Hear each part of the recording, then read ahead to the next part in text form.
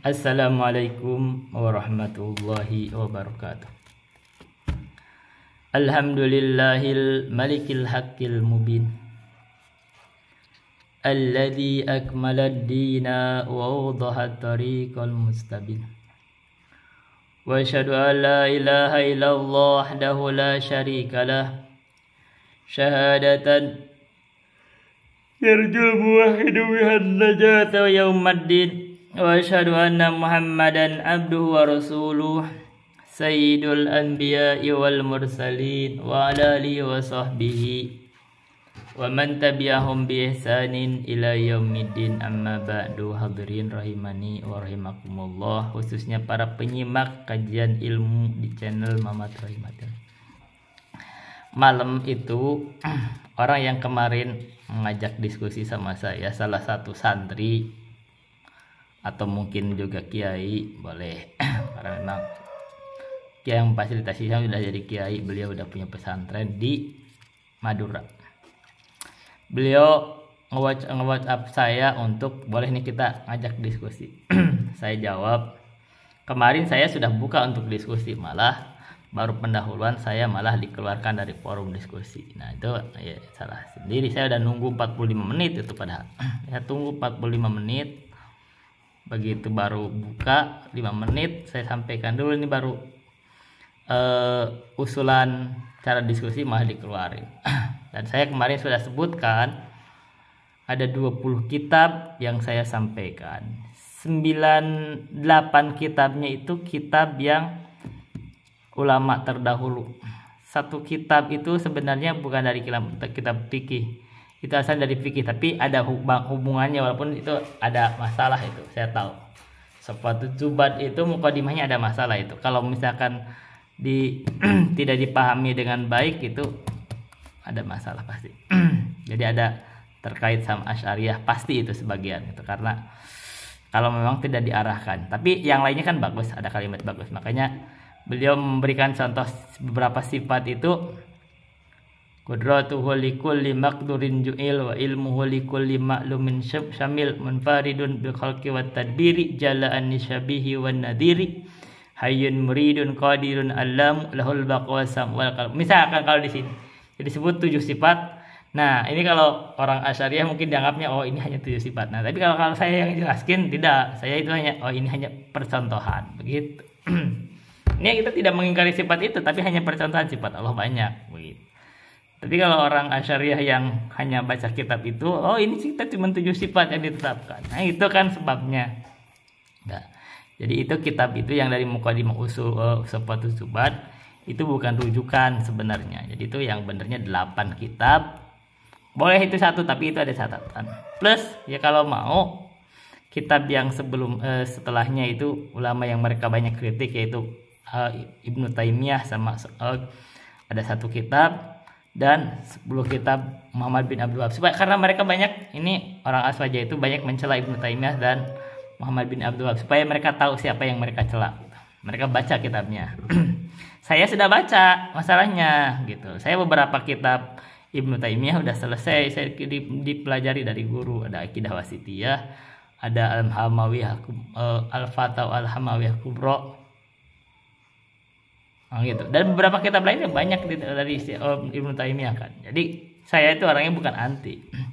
Sebagaimana saya sudah mempelajari 10 kitab Muhammad bin Abdul Wahab. Jadi kalau mencela Muhammad bin Abdul Wahab ya saya pelajari siapa sih orangnya. Itu dia pelajari kan gitu, supaya kita jangan mencela orang tanpa tahu, nanti nangis di hari kiamat. Dan sebagaimana akidah Asy'ariyah, yang kalau orang asal aja itu berpegang sama akidah Asy'ariyah, 4 kitab sudah saya pelajari, yaitu Tijan Daruri, Kifayatul Awam, Jauharatut Tauhid, dan Ummul Barohin. Sudah saya baca tuh. Kalau disuruh jelasin juga saya sanggup insya Allah. Gitu. Tapi artinya saya yang mau ajak, yang mereka mau diskusi sama saya itu sudah pelajari. Masalahnya Anda udah belajar belum kitab yang saya sampaikan? Nah, itu ketika saya sampaikan, Anda harusnya baca dulu kitab yang saya sudah sebutkan itu, minimal 1. Plus dari tafsirnya, ada pembanding, ada bekal, supaya tidak apa. Kalau diskusi itu jangan ingin menang-menangan.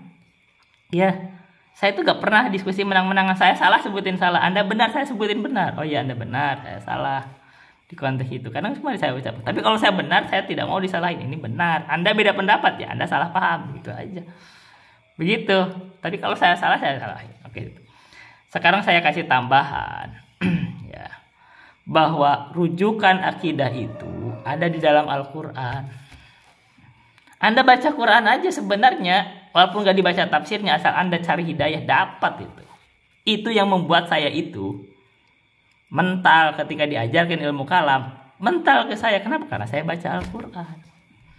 Ya jangan baca aja, kita ada ilmunya untuk memahami itu. Apapun alatnya yang kita kuasai, pakai gitu loh.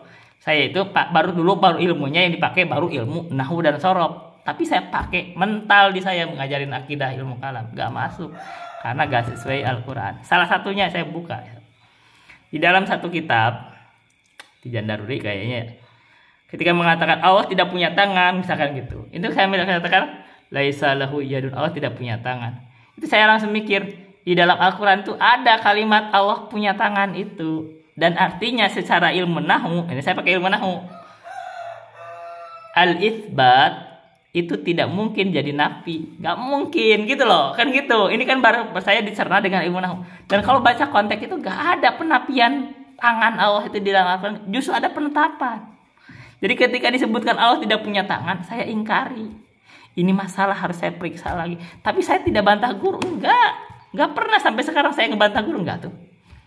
Jadi saya masih respect, yang ada saya agak menghindari aja gitu, menghindari. Karena kalau saya berdekatan akan saya bantah lama-lama, dan itu takutnya jadi suul adab gitu kan. Akhirnya saya agak menghindari aja. Gitu aja. Tapi kalau ngebantah saya enggak. Tapi ya di dalam hati aja, ini saya periksa lagi gitu loh. Kita kan mencari hidayah. Terserah guru mau nyampein apa aja, saya terserah saya cerna gitu loh, gini. Karena guru-guru saya juga ada ucapan-ucapan yang saya kritisi, bisa. Tapi ini ya salah satunya. Nah, di dalam Al-Quran beliau kan baca kitab. Oke. Ya masalahnya kitabnya yang saya kritik, katanya dalam kitab itu kata Tijan Daruri, laisa lahu yadun, Allah tidak punya tangan karena tangan itu sifat makhluk, gitu kan? Tapi dibaca di dalam Al-Quran, saya baru baca Quran aja, gak usah baca tafsir dulu. Ini masih kecil kok, saya masih kecil baca Quran. Biasa baca Quran. Tapi kalau udah belajar nahwu dan sorof, enggak gitu pemahamannya di dalam Al-Quran tuh yang saya paham dulu, enggak. Karena kalimatul isbat, pikiran saya kan ada dalam kalimat itu ada mujab, ada manfi. Ini mujab lah kalau dalam ilmu bahasa, kalau kalimatnya di jurmiyah itu mujab ini. Oh, itu artinya positif. Dalam bahasa Indonesia itu kalimat positif tidak bisa jadi negatif, gitu loh. Ini logika sederhana aja nggak bisa. Makanya saya tolak itu. Oh, ini pasti ada masalah. Dan benar masalahnya ini salah di tafsir. Yang kedua, jadi akidah ini ada dalam Al-Quran. Baca aja Al-Quran dari awal sampai lahir. Walaupun belum dibaca tafsirnya, tapi kalau Anda punya ilmu memahami Al-Quran, Anda ketemu asal benar cari hidayah, bukan cari fitnah. Yang kedua, baca tafsirnya juga. Baca aja tafsir, banyak, berapa tafsir boleh kalau mau. Tapi saya hanya rekomendasi 4 dulu. Yaitu At-Tabari, Al-Baghawi, Al-Qurtubi, sama Ibnu Katsir. Tapi tafsir yang lain juga banyak sebenarnya, boleh aja. Nah, nanti kita sebutin ya. Kalau Anda baca tafsir Jalalain, ya, tafsir Jalalain Imam Jalaluddin Asyuyuti itu punya kekeliruan di bab asma wa sifat, yaitu mentakwil. Kenapa? Itu namanya zalatul alim.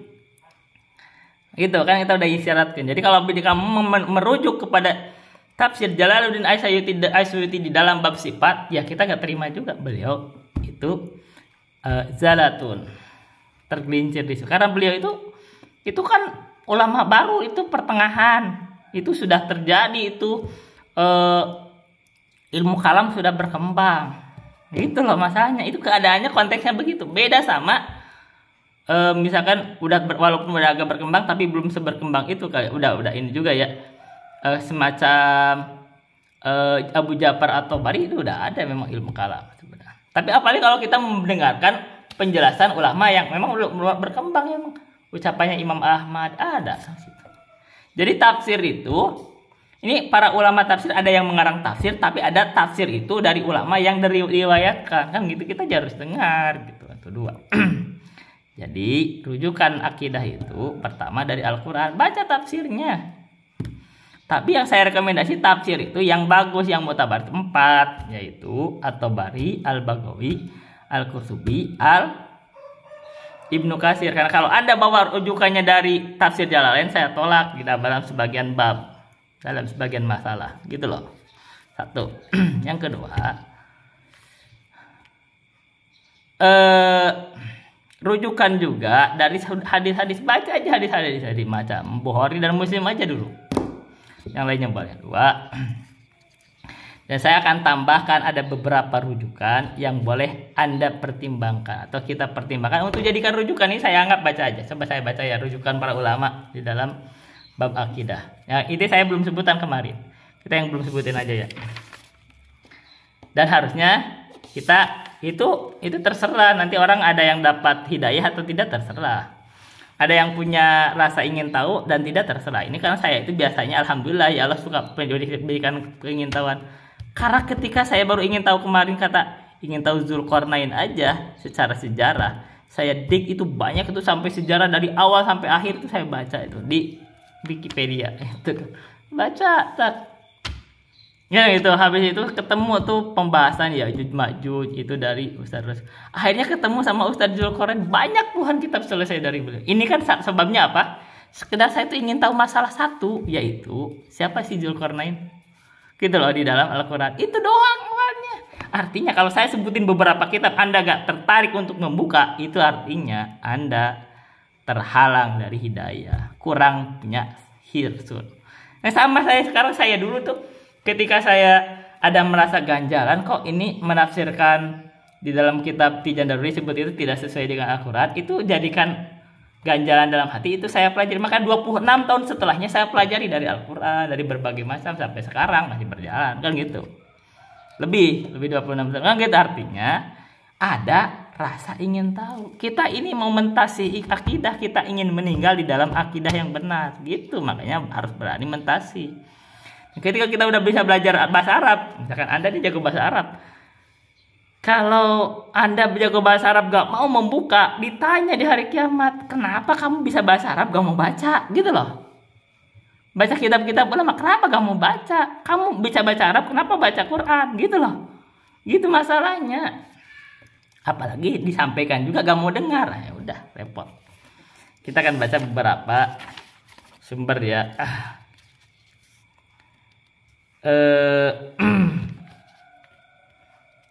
Beberapa rujukan yang belum saya sebutkan layak untuk kita pertimbangkan. Apa ya, kita ini kan masalah penting ya kita. Coba kita sebut.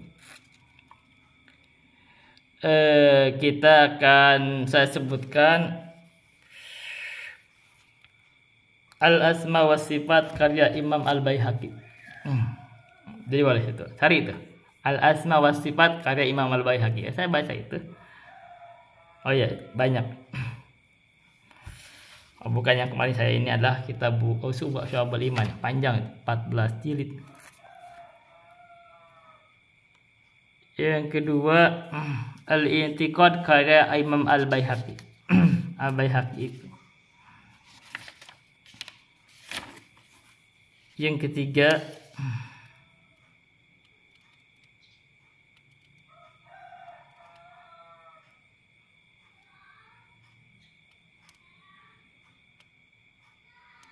kita pakai ulama yang ini aja. Pakai ulama yang relatif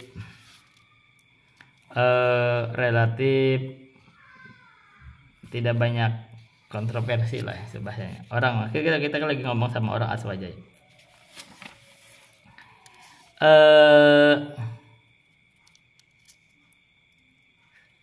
Yang ketiga, coba baca juga At-Tauhid karya Ibnu Mandah. Ibnu Mandah. Jadi Ibnu Mandah punya kitab namanya At-Tauhid karya Ibnu Mandah. Yang ketiga, yang keempat,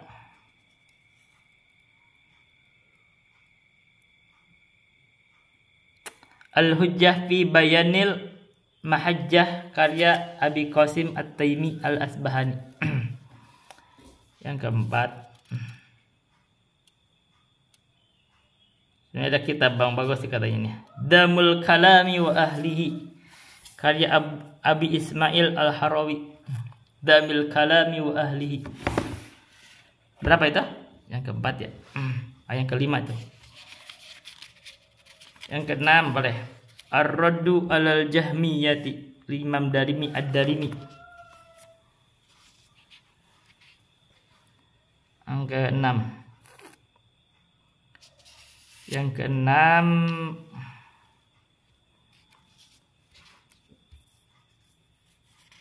yang ketujuh kita, ya kalau kita Al-Quran sama hadis kan udah sebutin dasarmu. Yang ketujuh kita ada cari As-Sunnah karya Ibnu Abi Asim. As-Sunnah karya Ibnu Asim. Yang kedelapan As-Sunnah karya Imam Al-Khalal. Yang kesembilan As-Sunnah karya Imam Al-Marwazi. Yang kesembilan. Jadi rujukan. Yang kesepuluh Syarhu Usuli I'tiqadi Ahli Sunnati wal Jamaati karya Abil Qasim Al-Lalakai. Nah ini cukup terkenal. Itu banyak itu. Akidah para ulama salaf itu beliau itu kumpul di situ. Yang berapa itu? 9 ya. Yang tadi ke berapa? 9 ke 10. Ya itu ya lupa tuh hafalan ini. Oke, enggak apa-apa ya. 9. 10 ya. Yang ke-10 Syarhus Sunnah karya Imam Al-Baghawi. Di Imam Al-Baghawi punya kitab juga Syarhus Sunnah. Jadi makanya Ahlus Sunnah. Kita sarankan baca tafsir Al-Baghawi karena beliau itu Ahlus Sunnah. Gitu. Dia punya kitab juga khusus Syarhus Sunnah Imam Al-Baghawi. Yang ke-11 kemarin kan akidah Thahawiyah sudah. Boleh membaca sarahnya, silakan dari sarah apa. Misalkan sarahnya Ibnu Abil Izzi Al-Hanafi. Tapi karena sarah Thahawiyahnya sudah kemarin, nggak perlu itu. Yang ke-11 itu ya, pilihan dia aja sebut matanya sudah, sarahnya carilah, cari sarah siapa. Yang ke-11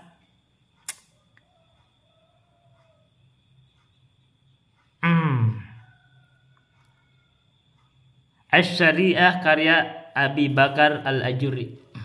Coba 11 baca Asy-Syariah karya Abu Bakar Al-Ajurri.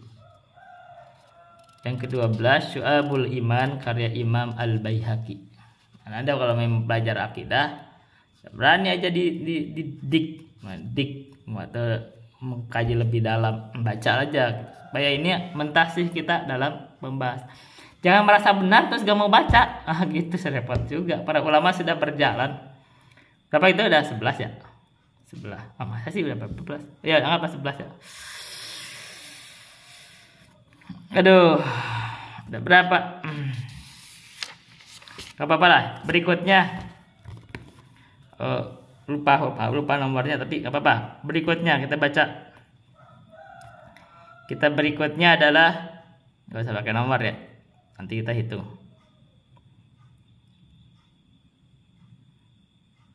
Aqidatus Salaf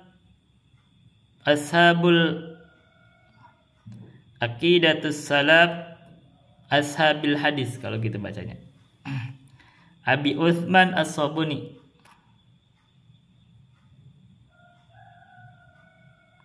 Jadi Aqidatus Salafi Ashabil Hadis itu bacanya. Kalau gitu kan nggak ada wau ya, berarti jadikan badal. Karya Abu Utsman As-Sabuni. Nah itu cari.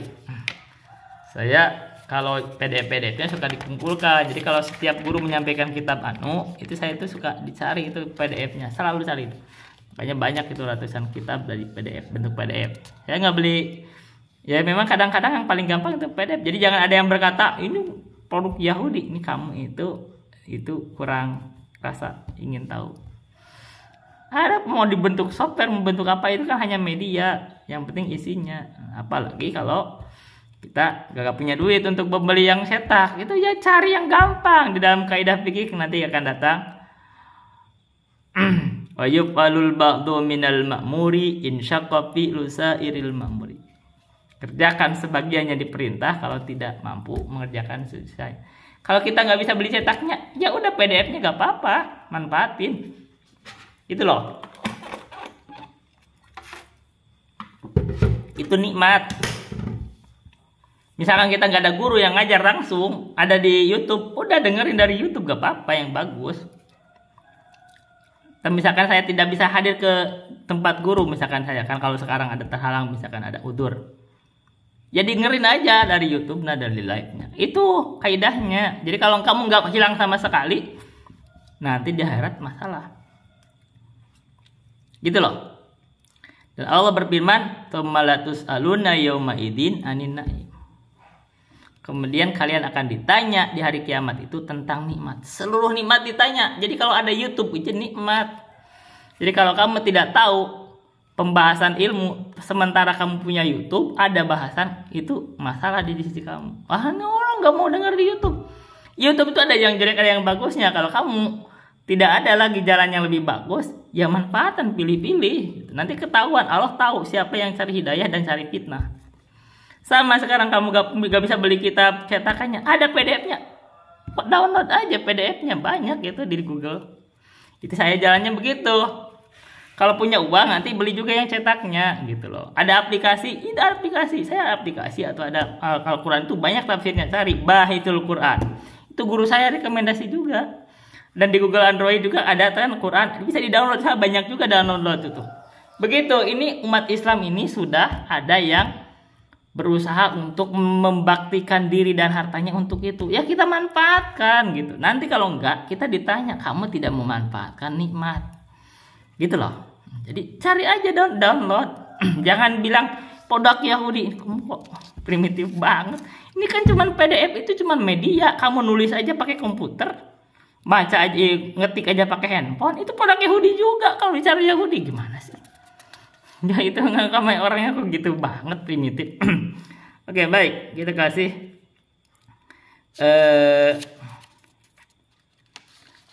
kitab lain. Kitab yang lain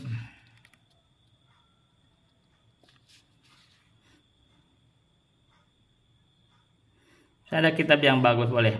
Al-Ulu lil Aliyil Ghaffar karya Ad-Dhahabi. Itu penjelasan tentang dalil-dalil penetapan sifat ulu, ketinggian Allah. Terus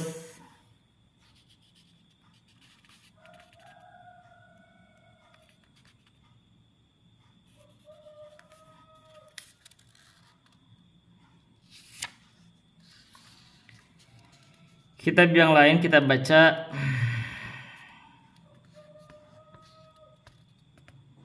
bentar ya.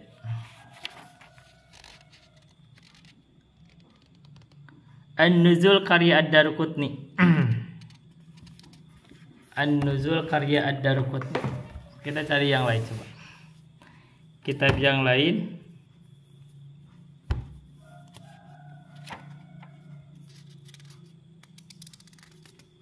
Usul sedang udah Imam Ahmad ya. Kitab yang lain.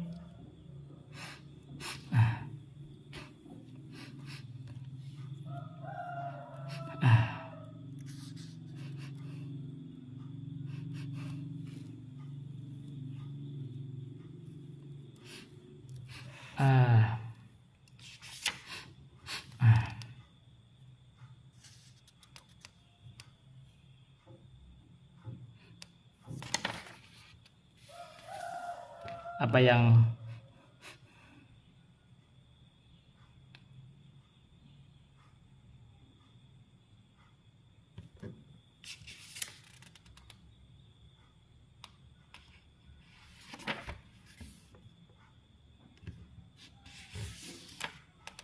kitab yang lain.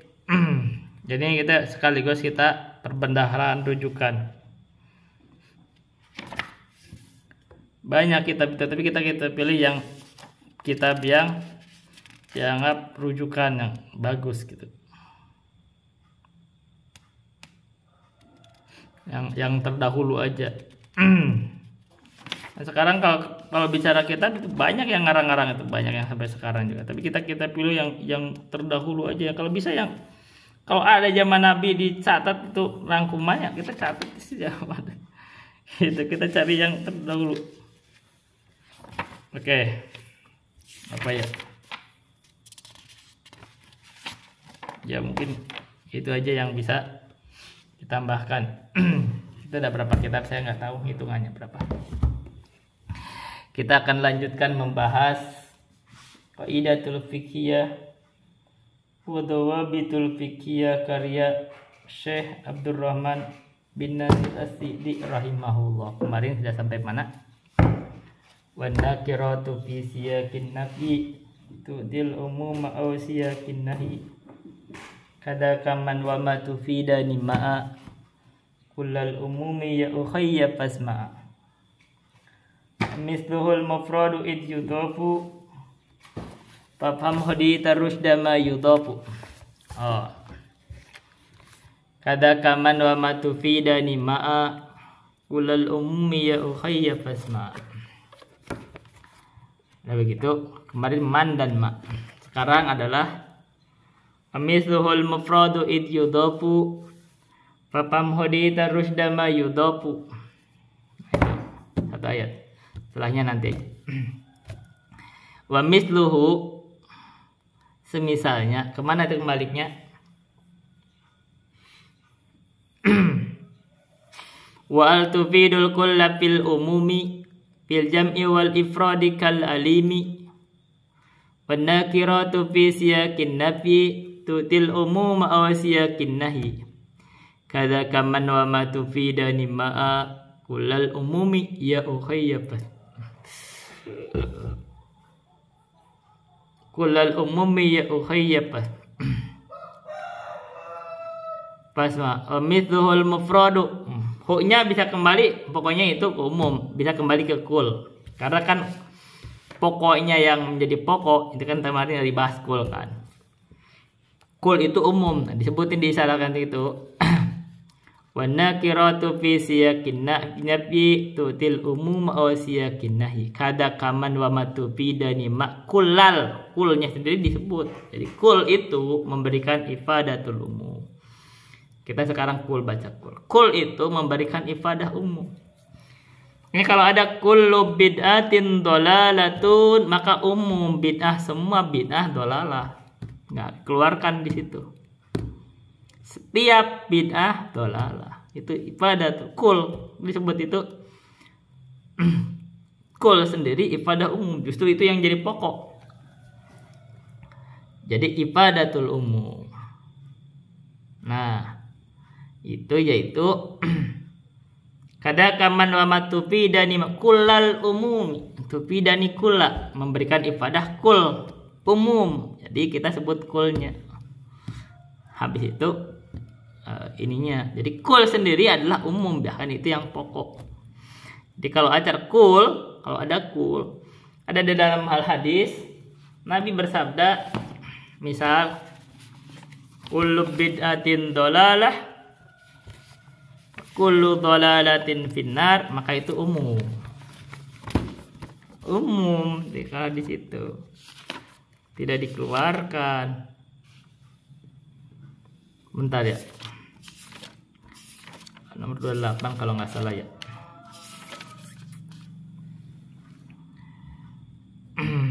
Fa inna kulla bid'atin dolalatun.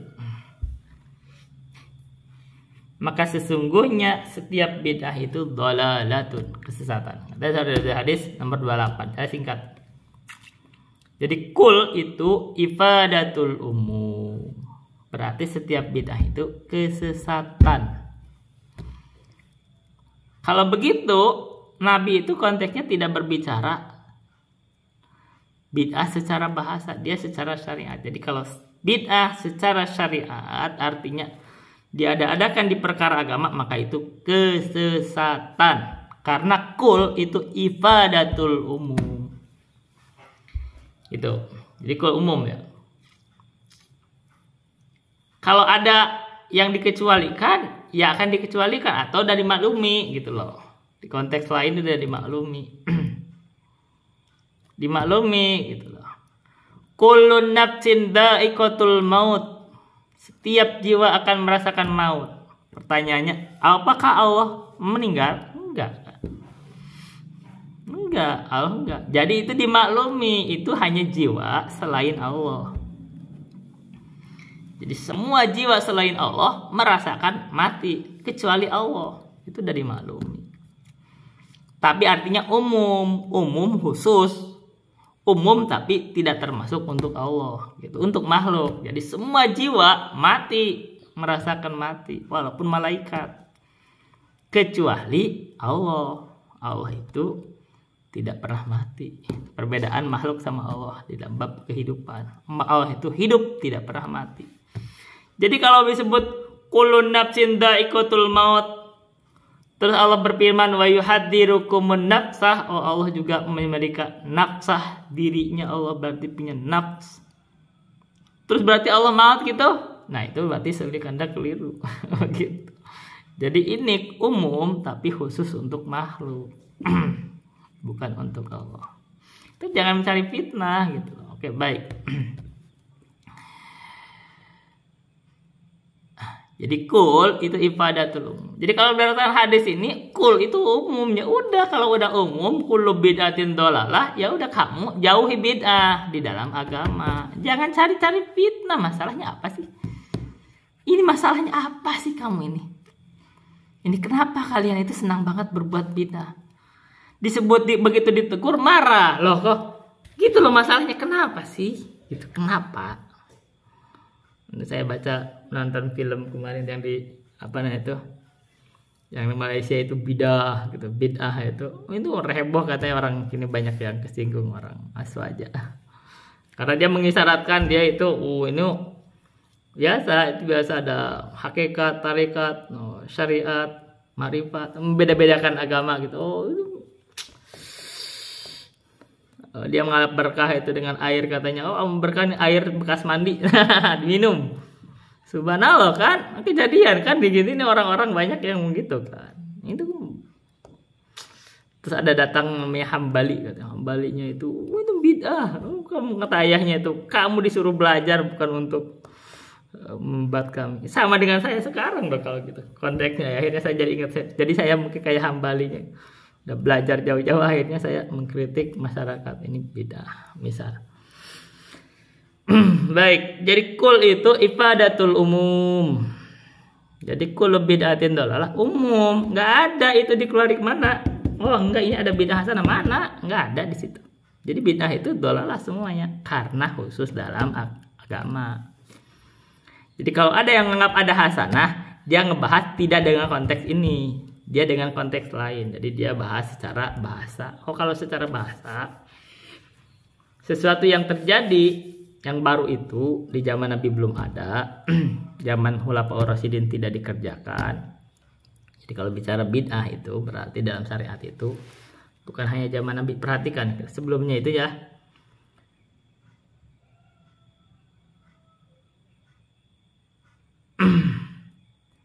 An Abi Najihin al-Irbad bin Sariyah radhiyallahu anhu annahu qala wa'adana Rasulullah sallallahu alaihi wasallam mau'izatan wajilat minhal qulubu wa darafat minhal uyunu faqulna ya Rasulullah ka'annaha mau'izatum muwaddi'in fausina qala usikum bitaqwallahi azza wa jalla was-sam'i wat-tha'ah. Katanya dari Abi Najih al-Irbad bin Sariyah radhiyallahu anhu, sesungguhnya beliau berkata, wa'adana Rasulullah sallallahu alaihi wasallam mau'izatan. Rasulullah memberikan pelajaran kepada kami, pelajaran yang membuat wajilat minhal qulubu, hati itu bergetar. Wadarafat minhal uyunu, air mata bercucuran. Itu dalamnya pelajaran dari Nabi. Faqulna, maka kami berkata, ya Rasulullah, wahai Rasulullah, ka'annaha mau'idatum muwaddi'in, seakan-akan pelajaran ini adalah pelajaran dari orang yang akan meninggalkan kami. Fa'usina, maka berikanlah kami wasiat. Nah, gitu. Jadi para sahabat itu menyadari bahwa Rasulullah akan segera meninggal. Maka Rasulullah memberikan pelajaran yang mendalam sampai hati bergetar, air mata bercucuran. Dan para sahabat meminta agar Rasulullah berwasiat. Nah, kalau wasiat itu yang disampaikan itu bukan hal yang ecek-ecek, itu pasti yang penting. Ini wasiat. Kalau orang yang berwasiat itu pasti yang penting, yang pokok. Qala, maka Rasulullah bersabda, usikum bitaqwallahi azza wa jalla. Saya berwasiat kepada kamu agar kalian takwa kepada Allah azza wa jalla. Satu. Jadi kita itu harus bertakwa. Itu yang menjadi bekal kita. Wattaqullah, takwa kamu kepada Allah. Gitu kan? Takwa ini bekal. Wattazawwadu fa inna khairaz zadi taqwa. Bekal kamu, maka sesungguhnya sebaik-baik bekal adalah ketakwaan. Maka Rasulullah ketika beliau mau meninggal diminta wasiat yang pertama, takwa kamu kepada Allah. Jadi kita menuntut ilmu, apalagi kita sebagai ustadz, sebagai kiai, kita harus berusaha ketakwanya dijaga. Bukan ingin membantah orang, bukan ingin nyalahin orang, bukan. Tapi ngelurusin boleh, tapi bukan ingin menang-menangan. Buat apa menang-menangan kalau kenyataan kita salah? Ada ketakwaan, makanya kita ingetin niat, ikhlas itu. Apalagi kalau diskusi jangan ingin menang-menangan. Kalau orang menang-menangan, salah aja gak mau ngakui gitu loh. Ini kayaknya dia gaya kambing terbang itu. Oh, itu kambing tuh terbang walaupun kambing gitu. Bukan begitu gayanya. Kita itu harus ada ketakwaan, harus ada keikhlasan. Apalagi kita mau diskusi supaya terbuka pintu-pintu hidayah. Ada takwa dulu. Kalau nggak ada takwa, kamu baca Quran aja, saya udah berapa kali ingetin, kalau baca Quran aja kamu bisa tersesat. Baca Quran karena nggak takwa, mencari fitnah gitu. Tapi kalau kita mencari hidayah, baca Quran aja ketemu itu. Selanjutnya Rasulullah berwasiat lagi, watsam'i wat ta'ati. Yang kedua, disarankan kamu itu mendengar dan taat. Kepada siapa? Kepada pemimpin. Nah, itu yang kedua. Kalau kita kepada pemimpin itu ada ketaatan. Ini disita masalah sederhana aja, masalah penentuan hilal Ramadan aja gak mau taat. Itu kan keliru di bawah itu. Ini saya kesana ke siapapun ini, mau Aswaja, ini ada Muhammadiyah, ini kritik berarti. Ke Muhammadiyah gak mau taat kepada ulil amri di bab ini. Masalah sederhana aja gak mau taat. Apa? Wasam'i wa ta'at terhadap ulil amri, yaitu pemerintah kita. Yaitu di bab masalah sederhana aja kok gak mau taat.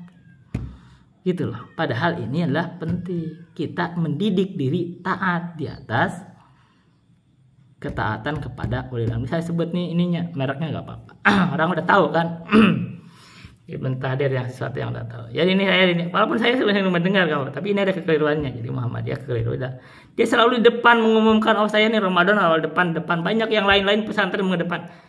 Kamu siapa gitu loh. Kamu kan bukan ulil amri. Artinya harusnya tuh jangan diumumkan dulu gitu loh. Rapat di situ. Kalau udah dirapatin, kamu ikut hasil rapat. Begitu yang benar gitu loh. Yang benarnya begitu. Penentuan Ramadan kita gitu. Baru penentuan Ramadan aja kamu taat, padahal makruh. Diperintahkan kamu taat dan dengar kepada pemimpin. Wa in ta'ammaru alaikum abdun. Walaupun yang memerintah kepada kamu itu hamba. Hamba itu nggak layak jadi pemimpin, tapi kalau dia udah jadi pemimpin, itu pasti dengan tumpah darah itu, pasti.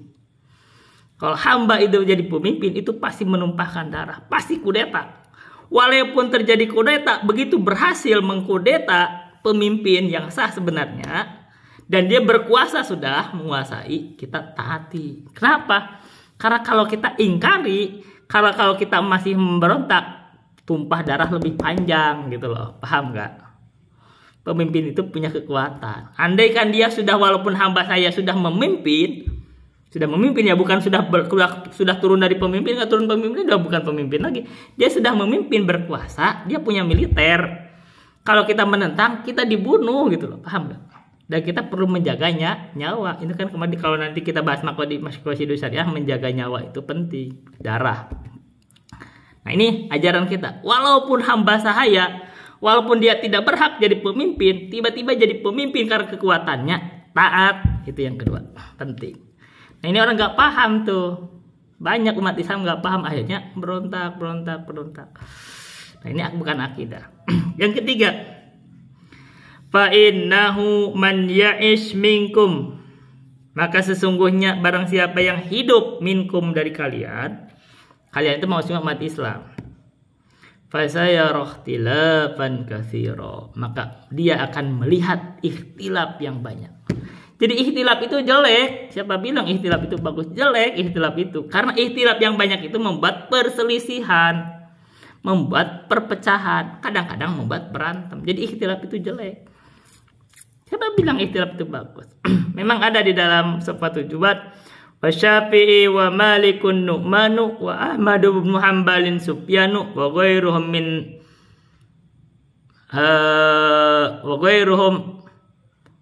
wa Malikun wa Syafi'i wa Malikun Nu'manu wa Ahmad bin Hanbalin Sufyanu wa ghairuhum min sairil a'immah alal huda wal ikhtilafu rahmah. Itu di dalam Safatul Jubat disebut Imam Syafi'i, Imam Malik, Abu Hanifah, Imam Ahmad, Imam Sufyan, Ibn As-Sauri, Abdul Tawinah, Uyainah misalkan gitu. Itu semuanya itu ada di dalam kebaikan. Wal ikhtilafu rahmah. Ikhtilaf mereka rahmat. Jadi itu ikhtilaf orangnya ahlul fikih. Jadi kalau ikhtilafnya ahlul fikih, kadang memang ada bentuk keleluasaan. Tapi andaikan bersepakat itu lebih baik gitu. Artinya tetap bahwa yang lebih baik itu bersepakat itu lebih baik. Tapi memang kalau fikih itu pasti terjadi ikhtilaf, pasti.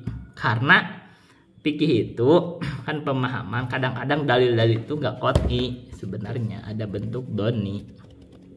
Dan kadang-kadang ada ijtihad. Jadi ijtihad itu tidak mungkin bersepakat.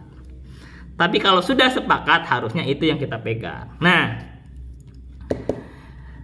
barang siapa yang hidup setelah Nabi Muhammad, di dalam riwayat itu, man ya'is minkum ba'di, barang siapa yang hidup dari kalian setelah saya meninggal, maksudnya hidup panjang, fasayara ikhtilafan katsira, maka dia akan melihat ikhtilaf yang banyak.